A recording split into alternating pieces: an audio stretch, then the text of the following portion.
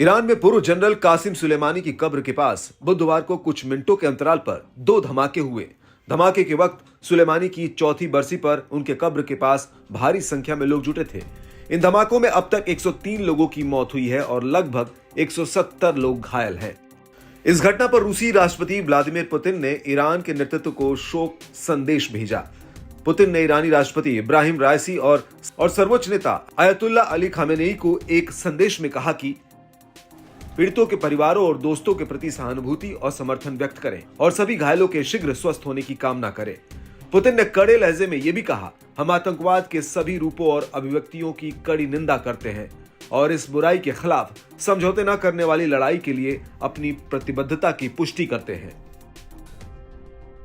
Iran में हुए इन बम धमाकों की अभी तक किसी ने जिम्मेदारी नहीं ली है, लेकिन कुछ ईरानी अधिकारियों ने सुझाव दिया है कि हमलों के पीछे इजरायल या अमेरिका का हाथ हो सकता है, क्योंकि इजरायल गाजा हमले में ईरान जहां गाजा के समर्थन में खड़ा है, वहीं अमेरिका इजरायल का समर्थन कर रहा है।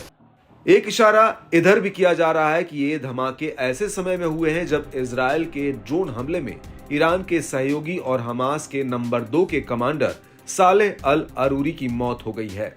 इस वजह से भी माना जा रहा है कि इन धमाकों के पीछे इजरायल का हाथ हो सकता है।